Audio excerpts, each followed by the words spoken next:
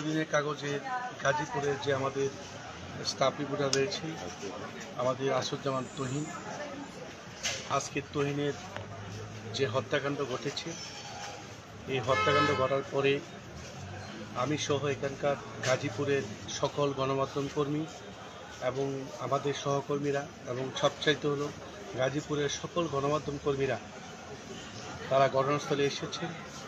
প্রশাসন, পুলিশ প্রশাসন সহ আইনশৃঙ্খলা বাহিনীর সকল সদস্যরা ঘটনাস্থলে এসেছেন।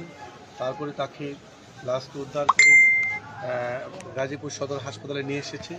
সেখান থেকে ময়নাতদন্তের জন্য পোস্টমর্টম করবেন। আগামীকাল সকালে পোস্টমর্টম করে যে আমি প্রতিদিনের কাগজের সম্পাদক, আমার নাম খায়রুল আলম রফিক।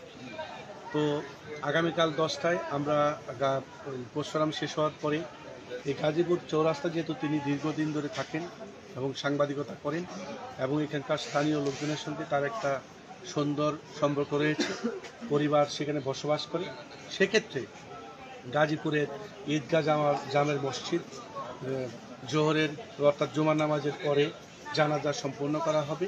এখানকার সকলের আবদার রয়েছে এবং সেখানে জুমার নামাজের জানাজা শেষ হওয়ার পরে আসুজ্জামান তহিনের মরদেহ আমরা ময়মনসিংহ ফুলবাড়িয়া তার নিজ বাড়িতে আমরা নিয়ে যাব। সেখানে আসরের নামাজে বাদ আসরের পরে সেখানকার মসজিদের সামনে আমরা জানাজা নামাজের পরে তাকে আমরা দাফন করব। আপনারা জানেন আসুজ্জামান তহিন একজন প্রতিবাদী সাংবাদিক ছিলেন, অত্যন্ত মেধাবী একজন সাংবাদিক। কর্মঠ আমাদের এই দৈনিক প্রতিদিনের কাগজের পত্রিকাটির পেছনে তার অনেক শ্রম মেধা রয়েছে। তার মতো একজন মেধাবী সাংবাদিককে এইভাবে কুপিয়ে হত্যা করেছে, এটি নিয়ে আপনাদেরকে বলার, দেশবাসীর কাছে বলার আর কোনো, আমি কি বলবো, আমি হতবাক হয়ে গেছি। বিষয়টি দেখেছি সারা দেশে গণমাধ্যম কর্মীরা, জাতীয় এবং স্থানীয় টেলিভিশন, প্রিন্ট মিডিয়ার সকল সাংবাদিক আপনারা নিউজ করেছেন এবং এখনও করছেন। অনেকের বক্তব্য আমি দিয়েছি। সত্যিকারে এমন একজন সাংবাদিককে আমি হারিয়ে আমার আর কোনো ভাষা নেই। আমার কাছে মনে হয়েছে যে সাগরিনী হত্যাকাণ্ডের পরে কোনো সাংবাদিকে যদি কোনো হত্যা করে থাকে, এটি হচ্ছে আমাদের আসুজ্জামান তহিনকে। এভাবে একজন সাংবাদিককে যে কমিয়ে হত্যা করবে, তাকে যদি ছেড়ে দিত, একটা হাত কেটে ফেলতো, তার একটি পা ভেঙে ফেলতো, পায়ে গুলি করতো, তারপরেও মনটাকে বোঝাতে পারতাম। এভাবে একজন প্রকাশ্যে একজন গণমাধ্যম কর্মীকে যেভাবে হত্যা করা হয়েছে, এত মানুষের সামনে কেউ প্রতিবাদ করেনি আমি যা ভিডিওটি দেখেছি। তবে কারা এই হত্যাকাণ্ডের সাথে জড়িত, এটি আইনশৃঙ্খলা বাহিনী, গোয়েন্দা সংস্থার লোকজন নিবিড়ভাবে তদন্ত করছে। আমি আশা করব যারা এই ঘটনার সাথে জড়িত, যারা এই ঘটনা ঘটিয়েছে, তাদেরকে, যারা প্রকৃত দোষী, যারা কোনো ধরনের নাটক না হয়। আমরা অনেক নাটক দেখেছি, গণমাধ্যম কর্মীরা যখন হামলার শিকার হয়, হত্যাকাণ্ড ঘটে, অনেক নাটক হয়। আমরা সেই নাটক আর দেখতে চাই না। আমরা চাই যারা তহিনকে হত্যা করেছে, এই যারা প্রকৃত দোষী, তাদেরকে গাজীপুর সহ র্যাবের সদস্যরা আছেন, নিবিড়ভাবে তদন্ত করে প্রকৃত দোষীদেরকে গ্রেপ্তার করলে আমরা চিরকৃতজ্ঞ থাকব। আপনারা জানেন সাগরিনী হত্যাকাণ্ডের পরে বিগত সরকার বহু নাটক করেছে। এই নাটক আমরা আর দেখতে চাই না, এই নাটকের কাহিনীও আমরা আর দেখতে চাই না। আমরা চাই এই যে বর্তমান সময়ে মাননীয় প্রধান উপদেষ্টা রয়েছেন, তিনি অত্যন্ত মেধাবী একজন মানুষ। আমরা চাই এই সময়ে এই তহিন হত্যাকাণ্ডের ঘটনাটি প্রকৃত যারা অপরাধী, যে দলেরই হোক, প্রকৃত দলের সন্ত্রাসী হোক, দুর্বৃত্ত হোক, যারাই ঘটনা ঘটিয়েছে, তাদেরকে ধরে আইনের আওতায় আনবে, এতে আমরা খুশি। আর এই দেশে জানেন গণমাধ্যম কর্মীদেরকে হত্যা করা খুব সহজ হয়ে যায়। গণমাধ্যম কর্মীদেরকে হত্যা করা সহজ, হামলা করা সহজ। আসলে শুধু এই বাংলাদেশে আমরা দেখেছি সহজভাবেই গণমাধ্যম কর্মীদেরকে হত্যা করে সন্ত্রাসীরা এবং অপরাধীরা পার পেয়ে যায়। খুব কম সংখ্যক বাংলাদেশে গণমাধ্যম কর্মী যারা হামলা হয়েছে, বিগত দিনে হত্যা হয়েছে, সেগুলোর ন্যায় বিচার পাইনি আমরা। কারণ যে হত্যাগুলো ইতিপূর্বে হয়েছে সেগুলো যদি ন্যায় বিচার হতো, তাহলে আজকে তুহিনের মতন সাংবাদিকরা এবার প্রকাশ্যে হত্যা করার সাহস তারা পেত না। তবে আজকে যেভাবে সারা দেশের গণমাধ্যম কর্মীরা এবং রাজনীতির অনেক এনসিপি বলেন, ছাত্র সমাজ বলেন, এই যুবকরা যেভাবে সামাজিক যোগাযোগের মাধ্যমে যেভাবে প্রতিবাদ নিন্দা জানাচ্ছেন, শুধু প্রতিবাদ নিন্দা জানালে শেষ হয়ে যাবে না। এই যে শোক, এই রক্তকরণ আমাদের তো বলা যাবে না, কারণ অনেক রক্তকরণ হয়েছে আমাদেরকে। কারণ বিগত দিনে যেভাবে সাংবাদিকদেরকে হত্যা করা হয়েছে, আমরা কোনো সাংবাদিকের ন্যায় বিচার না পাইনি।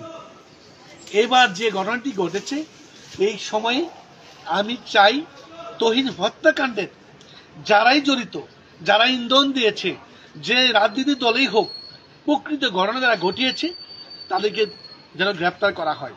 গাজীপুরে গোয়েন্দা সংস্থা যারা দায়িত্বে আছেন এবং এনএসআই বলেন, ডিজিএফআই বলেন, তারা আমাদের দেশের সম্পদ। আমরা চাইব যারাই এই হত্যাকাণ্ড ঘটিয়েছে এবং উস্কানি দিয়েছে এই ঘটনার সঙ্গে, তাদেরকে যেন গ্রেপ্তার করা হয়। আপনাদের কাছে অনুরোধ থাকবে, বাংলাদেশ পুলিশ বাহিনীর প্রধানের কাছেও, আমরা যেন তুহিন হত্যাকাণ্ডের ঘটনা নিয়ে যেন কোনো নাটক না হয়, কোনো নাটক তৈরি না হয়, নতুন কোনো নাটক আমরা দেখতে না পাই। আমরা শুধু যেন ঘুম থেকে উঠে মানুষ যেন দেখতে পায় যে তুহিন হত্যাকাণ্ডে যারা জড়িত তারা যেন গ্রেপ্তার হয়। আপনারা জানেন, তুহিন এমন একজন সাংবাদিক ছিলেন, যেখানে অন্যায় অবিচার হতো সেখানে কিন্তু তুহিন প্রতিবাদ করত। আর শুধু আরেকজন সাংবাদিক গণমাধ্যম কর্মী, আমি জানি না, আমি যদি শুনেছি, তাকে বাঁচানোর জন্য এবং এই অর্থাৎ জয়দেবপুর মোড়ে ফুটপাতে চাঁদাবাজি যারা করেছে তাদের এই ঘটনাগুলো সে লাইভে দীর্ঘদিন ধরে তার ফেসবুক এবং আমাদের পত্রিকাটিতে প্রচার করেছিল। এই কারণেই তাকে হত্যা করতে পারে আমাদের ধারণা। তবে আমরা চাই এই ঘটনার সাথে যারা জড়িত, আমরা প্রকৃত অপরাধীদেরকে দ্রুত যেন গ্রেপ্তার করে। আর আমি কৃতজ্ঞতা জানাই সারা দেশে গণমাধ্যম কর্মীরা যারা আছেন। আমার শুধু রক্তকরণ হচ্ছে না, রক্তকরণ প্রত্যেকটা গণমাধ্যম কর্মীদের আজকের যে রক্তকরণ হচ্ছে, তাদের যে ভাষা, যে নিন্দা জানাচ্ছে, সত্যিকারে এটি আমি কৃতজ্ঞ। প্রতিদিনের কাগজ পরিবারটা আমাদের কাছে কৃতজ্ঞ। ইতিমধ্যে আমরা দেখেছি বাংলাদেশ মফস্বল সাংবাদিক ফোরামের যে নেতা আবু জাফর রিপন, আবু জাফর সাহেব সহ বাংলাদেশের বড় বড় গণমাধ্যম কর্মীরা আমাকে ফোন করেছে, আমার বক্তব্য নিয়েছে। সত্যিকারে একজন গণমাধ্যম কর্মীর পাশে আপনারা দাঁড়িয়েছেন, এটি শুধু আমার কাছে, আমি কৃতজ্ঞ আপনাদের কাছে। আমি শুধু ন্যায় বিচার চাই। আমার ছোট ভাইয়ের আমি হত্যাকাণ্ডের ন্যায় বিচার চাই না। এইভাবে একটা মানুষকে এইভাবে হত্যা করতে পারে না। তুহিনের দুটি শিশু বাচ্চা রয়েছে, 3 বছর এবং 5 বছর। এই বাচ্চা দুটি এতিম হয়ে গেছে। এতিম দুটি বাচ্চার পাশে আপনারা সারা দেশে গণমাধ্যম কর্মী আপনারা দাঁড়ান। না দাঁড়ালে এই দুটি এতিম বাচ্চাকে আমি কি জবাব দেব? 3 দিন আগে আমাকে ফোন করে বলেছে যে বস, আপনার গায়ে একটা গেঞ্জি দেখেছি, এই গেঞ্জিটা আমার খুব পছন্দ হয়েছে। আমি ময়মনসিংহ থেকে এসে গাজীপুরে আমাদের সাংবাদিকদের নিয়ে আমি একটা গেঞ্জি, আমার যে কালার যে গেঞ্জিটা পরেছি, এই গেঞ্জিটা আমি তাকে কিনে দিয়েছি। তুহিন, এই গেঞ্জিটা পরেন, এত ভালো একটি গেঞ্জি আমি কিনে দিয়েছি। তুহিন, এই গেঞ্জিটা পরেন, আপনি একই কালার। আমার বলছে যে বস, আপনার গেঞ্জিটা আমার খুব পছন্দ হয়েছে। এই গেঞ্জিটা মনে হয় গতকালকে পরেছে, তার পরিবার আমাকে জানিয়েছে। সত্যিকারে ভাষা হারিয়েছি। তবে গাজীপুরের আইন শৃঙ্খলা বাহিনী রয়েছে, বিভিন্ন গোয়েন্দা সংস্থা রয়েছে, আপনারা তার হত্যাকারী যারা প্রকৃত, তাদেরকে ধরে আইনের আওতায় আনেন, এতেই আমরা কৃতজ্ঞ। আর সবাই তুহিনের জন্য দোয়া করবেন। দুটি বাচ্চা, এতিম বাচ্চা, তার এই বাচ্চাগুলিকে জবাব দেওয়ার মতন আমার কোনো বাচ্চা নেই। আপনারা সবাই তুহিনের জন্য দোয়া করবেন।